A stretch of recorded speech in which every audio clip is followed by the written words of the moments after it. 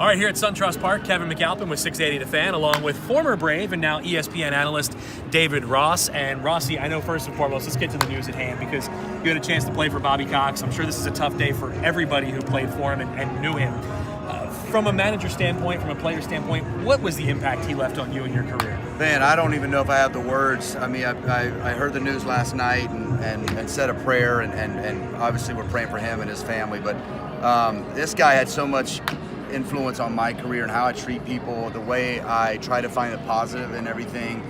I tell a story all the time. I was 0 for 3 on a day game I hadn't played in a while. I think Roy Halladay or something. I was 0 for 3 with 3 strikeouts, and I'm walking back and I'm dragging my head, and he hits me on the butt on the way back. He's like, "Man, that guy looks good today, Rossi. He's nasty." And I'm like, all right, maybe that guy's on. Maybe he's pretty good. You know, I'm not so bad. So probably had a way of doing. They treated everybody the same with respect, treat like a man, give you the freedom of how to go about your business. I learned a lot about myself because of the freedom he gave me, and they just wanted you to play hard, and I got so much respect for that man. I mean, I hope he's going to be all right. Definition of a player's manager, fair to say? No doubt, no doubt. And he's also stern. If he needed to have a stern talk, and you knew it meant a lot when he had to come down on somebody or call you in the office, you knew it was for the right reason. So I've got so much respect. A lot of the way I treated my teammates over the years came from my years here with him and Brian and that group. Freddie Freeman said if anybody can bounce back and anybody's going to give this thing all it's got, it's Bobby Cox. Well, I don't know if he's laying in his hospital bed with spikes on, right? Like I just picture him that with maybe a cigar or something, man. He's one of those guys down in the dugout early before the game. You can sit down and talk to him just about anything in life, and it didn't matter whether you were an usher or a player or the front office. He was going to give you the time, and again, I've got so much respect the way he treated me when I played here.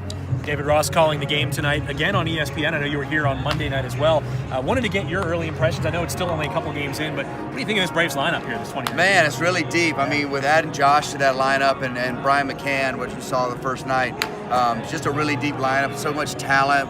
Acuna and that new deal he gets is really cool. I think that's special for him and the Braves, and knowing you're going to be in a spot for a long time. It's a really good team. The young pitching, you can tell there's some talent there. They get Gosman and Fulte back. They're going to be the real deal. And so it's a tough division. They got a lot of work to do in this division, but winning that last year, so happy. And Snit too, who was here when I was here. And, our third base coach and outfield coach. I root for this group. I said it on air a lot last year for ESPN. Maybe my favorite team to watch play because how exciting and young they are.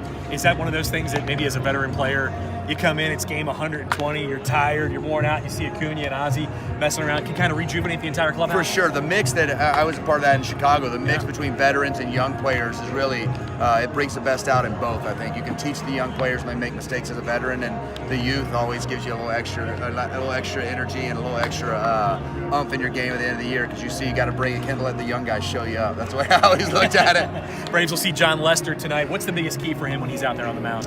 He's a strike thrower. He's kind of changed a little bit. Velocity's down. He's going to cut if that cutter's working with some depth. He's going to be tough to hit. He's got a young lineup that likes to swing the bat. They like to jump on the fastball. So he's going to have to establish what he wants to do, and that cutter's going to be key for him. All right, last one for you, because this is one of the biggest Auburn fans on the planet.